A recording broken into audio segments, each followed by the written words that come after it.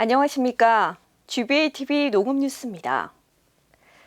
기술원은 포도 산업 활성화와 수출 경쟁력 향상을 위해 품질이 우수하고 다양한 신품종을 육성하고 있는데요.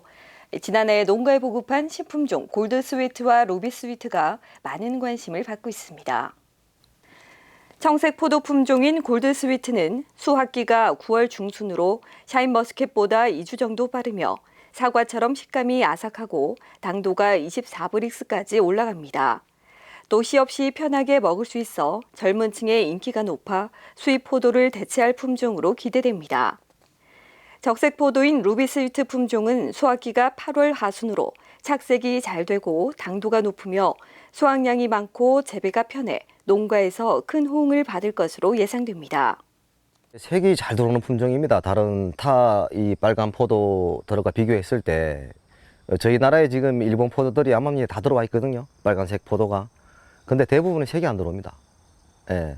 근데 이 포도는 색이 잘 들어오는 편이에요. 올해 날씨가 안 좋아서 진짜 이게 색 내기가 어렵습니다. 포도가. 그리고 이게 장점이 이 조생종이기 때문에 이 샤인 홍수 출하식이나 이럴 때 안 만납니다. 이게. 예. 그래서 메리트가 좀 있어요. 다른 품종들에 비해서. 기술원은 두 품종에 대해 지난해 농업법인과 통상실시 계약을 체결하고 2만 주를 시작으로 2024년 8만 주, 2028년까지 12만 주를 보급할 계획입니다.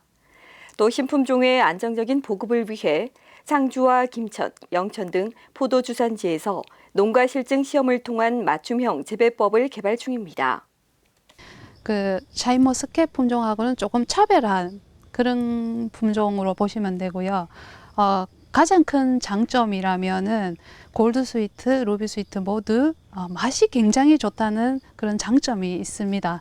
그리고 샤인머스켓은 좀 만생종 품종인데 비해서 우리 루비스위트 같은 경우에는 그 노시 포도가 나오지 않는 8월 중순에 수확이 가능한 품종이고, 골드스위트도 샤인머스켓보다는 한 3주 정도 숙기가 빠른 그런 조생종의 장점이 있기 때문에 신품종이 이제 농가에 보급되기까지는 꽤 많은 시간들이 걸립니다. 샤인머스켓도 한 10년이라는 긴 시간이 걸렸는데요. 이게 저희 실증 농가분하고 공동 연구를 해서 이 품종한테 맞는 그 무액 처리 방법이라든지 병해충 방제, 그 다음에 재배 수영이라든지 이런 것들을 현장에서 검토해서 그 골드스위트, 루비스위트에 맞는 재배 매뉴얼을 개발해서 일반 농가에 보급하도록 노력하겠습니다. 기술원은 또 지난 2020년 식감이 우수하고 착색이 잘 되는 적색 품종 레드 클라렛과 캔디 클라렛, 농가의 노동력을 줄일 수 있는 생력형 품종 해피그린, 와인용으로 가능한 포도 코코시들리스를 개발해 품종에 맞는 재배법을 확립하고 농가에 안정적으로 보급할 계획입니다. 상주감연구소는 최근 계속된 비로 감나무 도장지 발생 등 영양 생장이 많아짐에 따라 여름 전정을 철저히 해줄 것을 농가에 당부했습니다.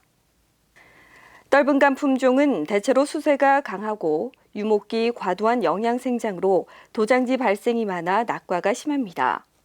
그러나 여름 전정을 하면 낙과가 경감되고 나무 세력 조절과 광환경 개선으로 과실 품질을 향상시킬 수 있습니다. 상주감연구소 연구에 따르면 여름 전정을 실시하지 않은 나무의 상대 조도는 49%이나 도장지 제거와 가지 유인을 한 나무는 78%, 도장지만 제거한 나무는 63%로 여름 전정을 실시할 경우 광환경 개선 효과가 있는 것으로 나타났습니다. 또 여름 전정을 실시하지 않은 나무의 낙과율은 50%인데 비해 도장지 제거와 유인을 실시한 나무는 26%, 도장지만 제거한 나무는 32%로 낙과를 크게 경감시킬 수 있습니다. 이처럼 여름 전정으로 수관 내부 광환경을 개선할 경우 과중은 26%, 시바르당 수확량은 61% 증가했고 과실 착색도 향상됩니다.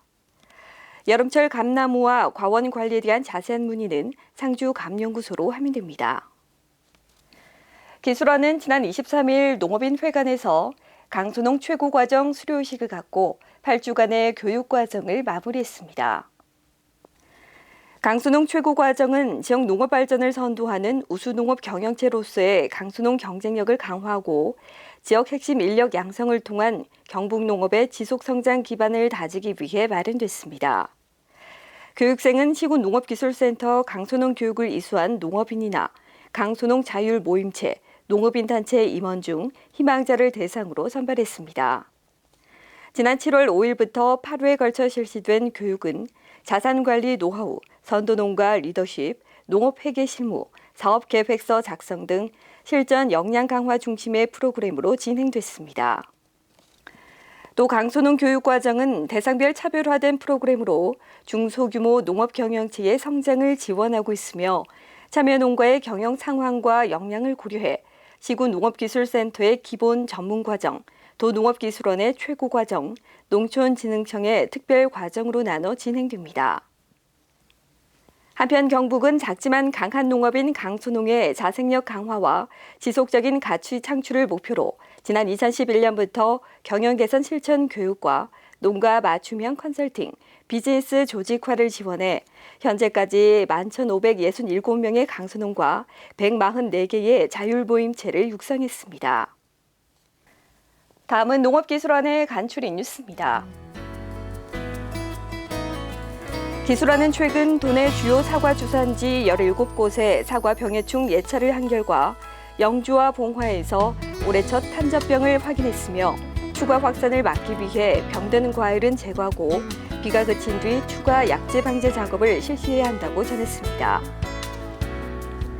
기술원은 지난 24일부터 4일간 청송, 예천 등 시군 농업기술센터 직원을 대상으로 토양 화학성 분석 방법과 현장 진단 실습 교육을 실시했습니다. 유기농업연구소는 지난 24일 스위스 유기농업연구소와 국제공동연구과제 영상회의를 통해 퇴비 부족 촉진 미생물 처리 방법을 협의했습니다. 경북과 전북 농촌 지도자 시군 회장 50여 명은 지난 25일과 26일 김제 등 전북 일원에서 현장 연찬 교육을 마련해 선진 농업 현장을 방문하고 문화 체험을 했습니다.